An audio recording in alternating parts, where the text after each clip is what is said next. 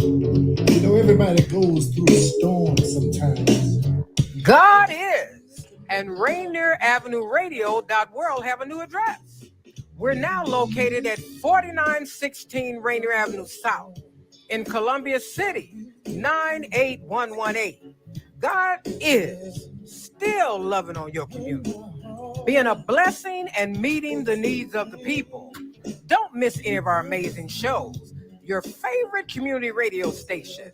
Tune in and come on down and get some free food and let us continue to love on you. Don't forget to tune in. See you soon for free food and free entertainment with God is and Rainier Avenue Radio .world. Hello, listener. What's important to you about what's going on in your community? Are you interested? Are you concerned? In any case, I invite you to tune into my show, Seattle Here and Now, on Rainier Avenue Radio .world. Why? I will be covering a wide range of topics important to you and impacting the community. Each show will have a special guest or guests to share with you information on a variety of subjects that are happening here and now in Seattle. I promise I will work hard to make my show informative, interesting, and entertaining. Be sure to listen to Seattle Here and Now on Rainier Avenue Radio .world.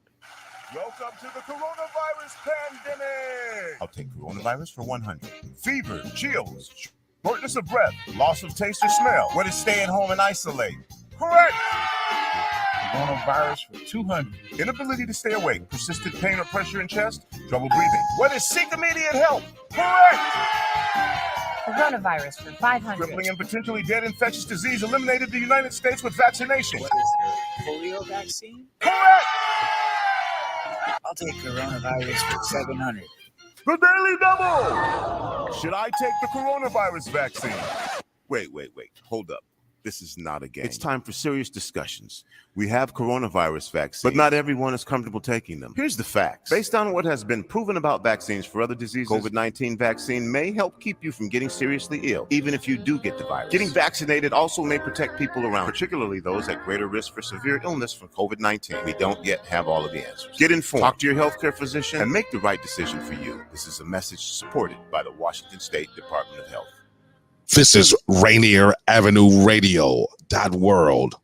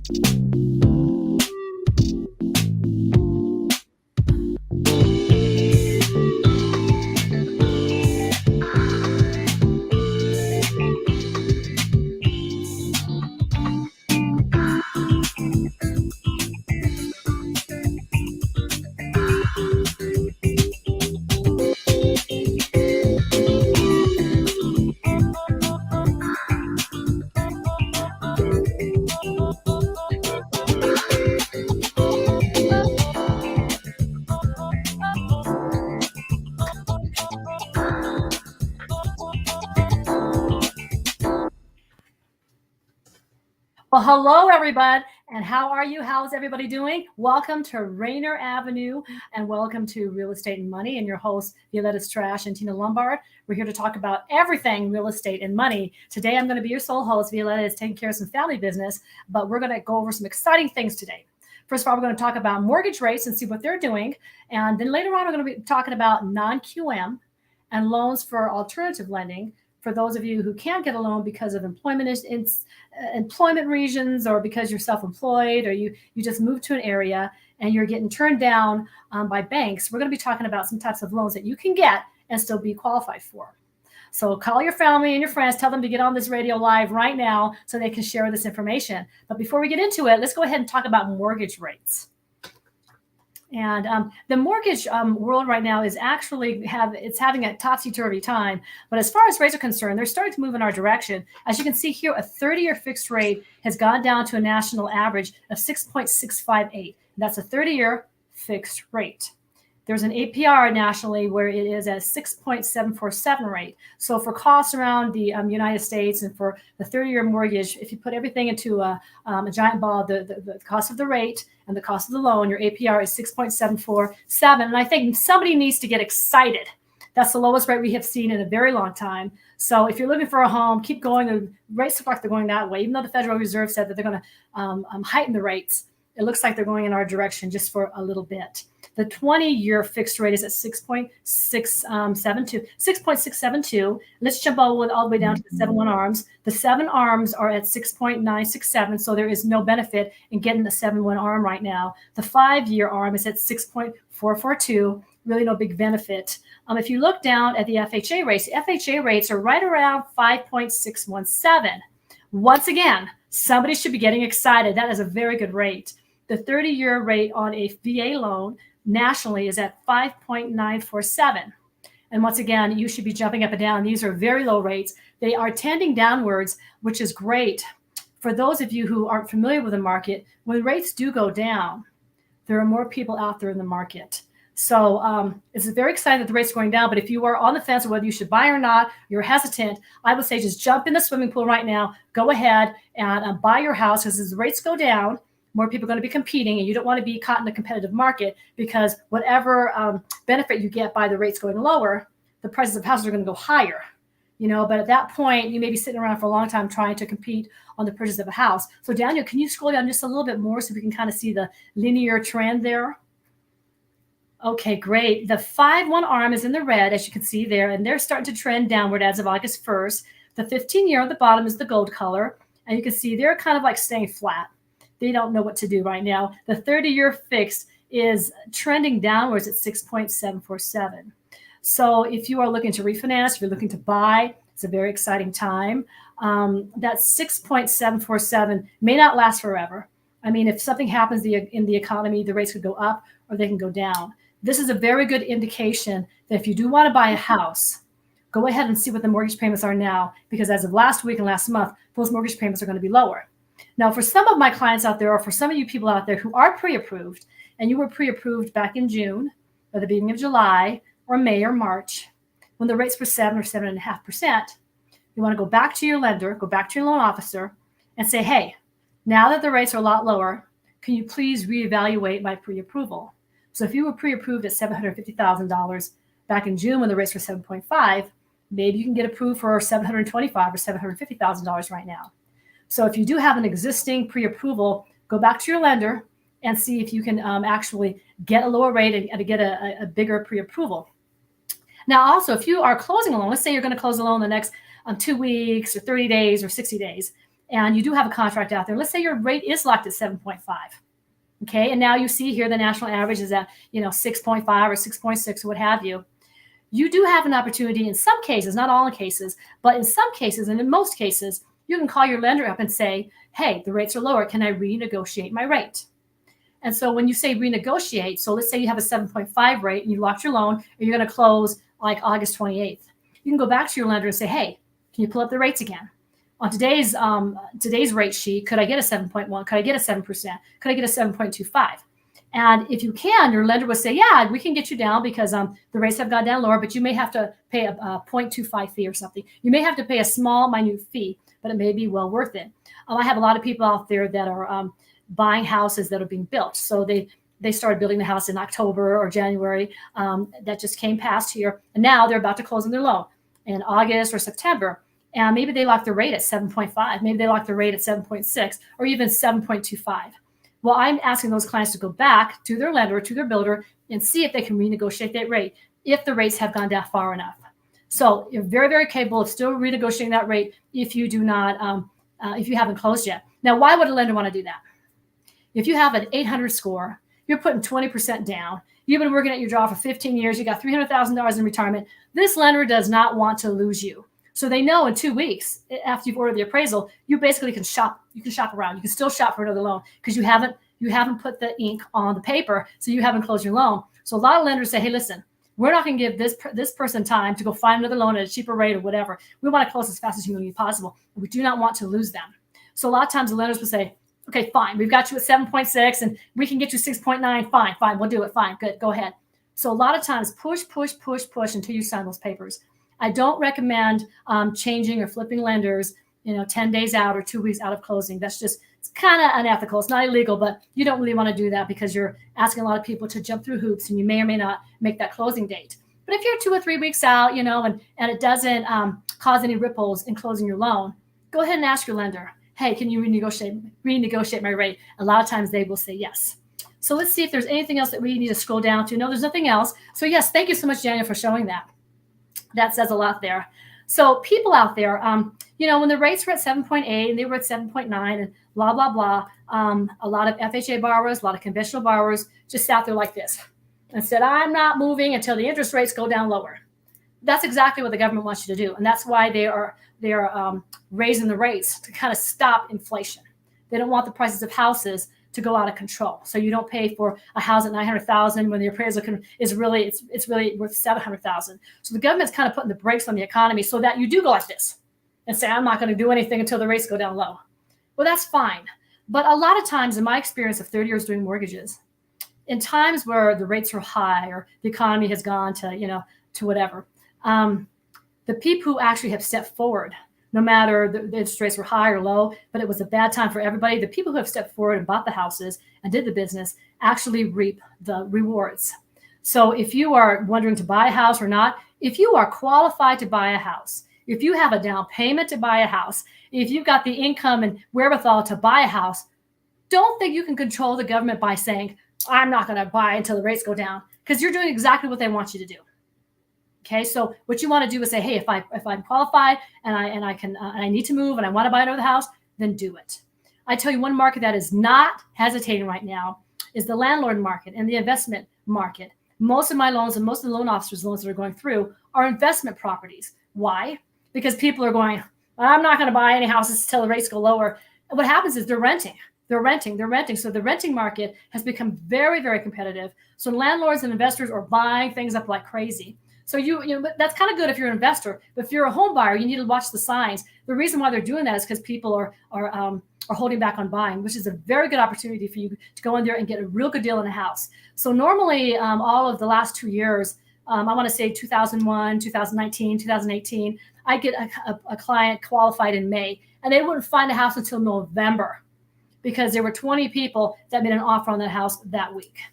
Okay, when COVID came, things were kind of funny. The last couple of months, people are kind of like, But the last 2 months, when my people have put offers on a house, they put the offers on the house and they get the offer at asking price a little bit above.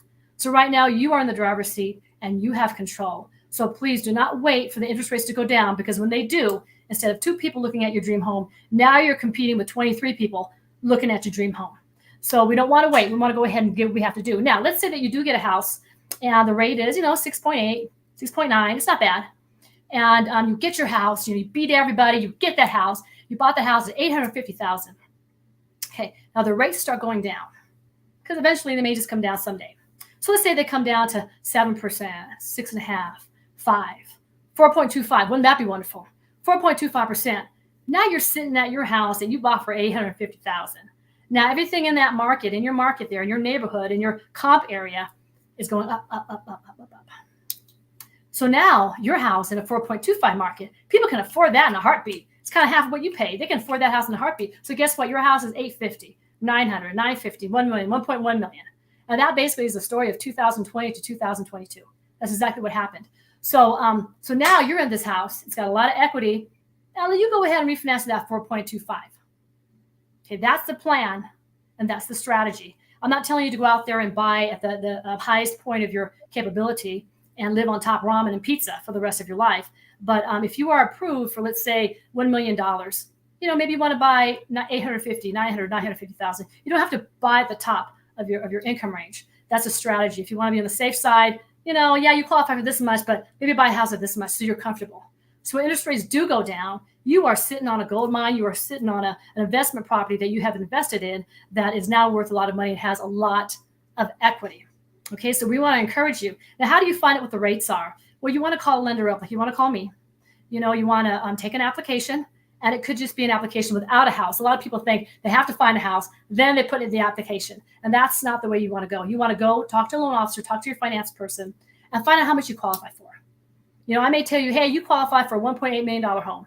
And you're like, well, I don't really want to do 1.8. I'd rather do 1.1, 1.2. I'm like, fine, here's your qualified, your payments can be, for example, $10,000 a month. And you're like, I don't want to do that. I want my payments to be down at 4, 5, 6, 7,000. And so I can say, okay, great. Then don't go for the 1.5, go for the, 1.3. So we can adjust, but you want to find out what your credit score is in case there's something funny on there that you need to fix. You want to find out what the payments are, and if you can consolidate other bills and so on and so forth. If you should take some money out of retirement, if you should take your savings out, what would be the cost and what would be the benefits and the non-benefits. If you should take money out of your retirement and move it around or so on and so forth. You should sell that property, sell that car, kick that person out, whatever you got to do. So you want to talk to a finance person first and foremost up front. Find out what your credit score is, what you qualify for, how much money you put down, and how much time you would need to close a loan. So I've got people now, they say, Tina, I've got 20% down. I've got 30% down. I got, 10% down. If I put this much money down, what will my payments be? And that is a very good question. So a lot of times I pull people's credit. I look at their income and I say, hey, this is your income. This is how much you qualify for. And with this type of a house in this situation, given the taxes, the insurance and everything else, the mortgage insurance, everything else, this is what your payment's going to be. A lot of people were like, well, I can do that, but can I go up higher? And I say, yes. And you're going to need this amount of money. But, I don't want to spend that amount of money. I only want to put this amount of money down. So we find a detailed plan for you. It is not cookie cutter. I don't look at somebody and say, 20% down, this is what your rate's going to be. It's just like getting your hair done. It is different for every single person. So find a lender that you can trust, that is reputable, that is known, and they can tell you exactly what you qualify for, what the payments are going to be. They can actually look at your tax returns, look at your income, look at your statements, all your assets, and say, hey, you can close this loan comfortably in 3 weeks. This is where you are at. And a lot of times with that piece of paper in your hand, which is called a pre-approval, you can start looking for homes and finding what is right for you. Now, a lot of times a 20% home, if you put 20% down or 10% down or 30% down, the rate is going to be much different. So a rate at maybe 20% down, maybe 7.5, and the rate at 30% down, maybe 7.1. So there's a lot of things that you can do and different down payment plans that will give you a better rate and a better fee. What we're doing right now, since the rates are going down, they're not tumbling down, but they are going down slowly, where there's a sweet spot where a lot of people are saying, hey, it's low enough for me. I just want to buy this house. So if you do buy a house now and you put 30% down, you put 20% down, what have you, and you refinance that rate to a lower rate in like a year or so. We tell people right now, don't pay any extra points to buy the rate down. You're going to waste your money. Why buy the rate down from 7.5 down to 7.1 when the rates are going to go down to 6.6? If I were to finance you today and I got your rate of 6.625 and I feel the rates are still going down, and you're like, hey, Tina, I want to pay a point. I want to pay 2 points. I want to get that rate down to 6.35. I'm going to tell you, don't waste your money, because the market's going that way anyways. The market's going that way anyways. So just don't try to buy down any points right now when you see the rates going down like this. There's no need to do that. Just go ahead and get your rate. And when the interest rates go down lower, then refinance. Save your money for a refinance. A lot of times lenders, such as myself, will refinance. We will waive our fees to refinance you in 6 months or whatever you need. So right now, if you see the rates going down, don't be crazy and don't buy down the rates. You're just burning your money. Just go ahead and put your money in a little coffee can and just light it on fire, because you're burning your money right now. If the rates are going down, don't pay for the rate to go to here when the rate's going to go to there in 60 days. It doesn't make any sense. So, and right now, there are adjustable rates that you can do, which is fine. But we're telling people, just take the 30-year mortgage, just take that. Don't worry about adjustable rates and ARMs and that sort of thing. Because sometimes they have higher fees. A 30-year fixed may have less fees than a 5-year ARM, because they know people want that ARM. So, always go on a 30-year fix if you have the opportunity. And anybody has a grandma out there, or anybody has a baby boomer parent that is 60, 70, 80 years old, they will smack you silly if you take an ARM. And so always just do a 30-year mortgage and just see if you can do that. If you want to get creative and you want to do an interest only, or you want to do a 5-1 ARM or a 10-1 ARM, fine. But just gauge everything off a 30-year mortgage, and that will really, really set you on the right path. Okay, so great. So what we're going to do now, we're going to turn it over. And Daniel, really quick, do you have my flyers that I sent you? Just let me know if you have, and then you can pull those up, and I can talk about each one of them as we go along. But what I want to do is I want to talk today about non-QM loans. I want to talk about loans that are alternative. Thank you. The mortgage option for millions of home buyers here. What have you got there? We've got one of these flyers up, and I'm not quite sure if I can read that one. Okay, first time home. So we want to tell you there are not literally millions, but there's probably hundreds of different programs out there for you. If you have an FHA loan before, if you've been turned down for a conventional loan, there are stated income loans. There are loans where you put 20% down and we don't ask for employment. We don't ask for income. There are some loans out there where there are bank statement loans where you basically show us 12 months or 24 months with the bank statements. And we will use the deposits minus a little expense fee. We will use the deposits primarily to qualify you for income. So a lot of times I'll have clients and they're making $600,000 a year. But on paper, they're making $47,000 a year. That's because they're writing off, employment, and they're writing off, cars and computers and all types of, I don't even know, but they're writing off everything. And so at the end of the year, your income does not really show. As an entrepreneur, it doesn't really show your income. So we use a bank statement program where your deposits actually reflect your income. So what are non-QM loans? So these are loans that do not qualify for your standard Fannie, Freddie, FHA, or conventional. Okay, so they're outside of the box. Does that mean they're insufficient? Does that mean they're less than? No, they are not less than. They actually are just another way. There are the way people got paid in 1957 is different than the way people got paid in 1971, 1982, and 2023. You can work a 20-hour work week and make $180,000 a year, but unless you work 40 hours a week, you may not fit the Fannie Mae, the Freddie Mac, or the FHA guidelines. So the mortgage rule kind of said, hey, we've got people that qualify. We just have to make sure that we find a way to do that. And that's where these non-QM loans fit in. So there are a million of different options for different buyers, whether you're a first-time home buyer or a fifth-time home buyer. So we got another flyer there, Daniel. Now I'm just showing you examples of non-QM loans. These are different loans that we do that are outside the box. Here we go. This is a DSCR loan. These are very, very popular right now. What a DSCR loan is, they are for investment properties or investments. So if you have a house that's you want to buy, that's going to be a rental property, or you want to do an Airbnb, or you want to do some type of a condo hotel where people rent your condo out, like in the mountain areas or by the beach or something like that. These DSCR loans are for those investors. With these type of DSCR loans, we don't ask for employment. We don't ask for income. We ask, do you have 20%? Do you have 12 months worth of savings of that mortgage payment? Is your rent higher than your mortgage or close to it or just a little bit under? That's all we care about. That is all we care about. So if you're sitting in Seattle and you're sitting on a big fat wad of equity in your home, you've got a $200,000 balance, your home is worth $1.1 million, and you don't know what to do with your money, you take out a home equity loan, you buy yourself one of these condos or something where you can Airbnb it out, and we can actually do that loan. That's called a DSCR loan. Great. And so what else do you have there, Daniel? Got one more loan here, got another loan we're talking about. This is investor cash flow. It's almost like a DSCR. And so this here, we've got a minimum score here. I'm not quite sure exactly what it says, but I know with each program, we can go down to 620 on an investor cash flow. If you have 20% to put down, you've got a name, a social security number, a date of birth, you got 20% to put down, you have identified a property that has a certain amount of cash flow and the mortgage payment, we're going to do that loan. So if, like I said, if you're a home buyer, you've been sitting in your house for like 15 years and you don't know what to do with all this equity, then get some positive cash flow, have another house, build your appreciation. But we've got these loans, and that's an investor cash flow loan. And what else do we have there, Daniel? I think I've got one more for I-10 maybe. Okay, now this is in Spanish, but in English, you can still see 90% loan to value. So for my realtors out there, for my clients out there that don't know what an I-10 loan is, an I-10 loan is an individual tax identification number. These are legal people. What they do is they have an I-10 number instead of a social security number. We actually pull credit off of that. We pull all the information we need off of that I-10 number. What's really exciting about this, you can put as little as 10% down. Usually my clients, they're first-time home buyers. They've got more than enough cash.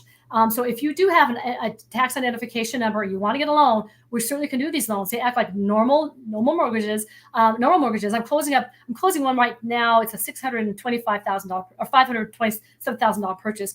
But 680, I closed a 680 last month. I closed one at 595 the other month. But these loans are very easy. They close within 25 to 30 days. And these are another type of loan that if these clients walked into a bank, a traditional bank, and said, I want to get an FHA loan or a conventional loan, they'll ask you for your social security number, and you'll say, I have an individual tax identification number, and the bank will say, we don't do those. Okay. But these clients, and if you are one of these people who've got a tax identification number, all day long, we will do these loans all day long. So please, if you're a realtor that has a client like this, please get them over to me. If you are a client yourself that has this ITIN number, you have a passion, you have a desire to own a home, then please do give me a call because we do these. So thank you. Do I have any more, Daniel? Is that it?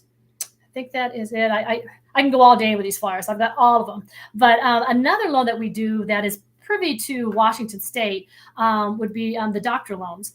There are a lot of clients I have done loans for that are from the Philippines. So a lot of nurses come over from the Philippines and they feed the nursing demand here in the United States. So if you have an H-1B visa or you have a J-1B visa because you're a teacher, but if you just came over here from the Philippines and you are a nurse or a teacher or any other type of job where you had an agency bring you over here, you have a contract for 2, 3, 4, 5 years, I can do a loan for you.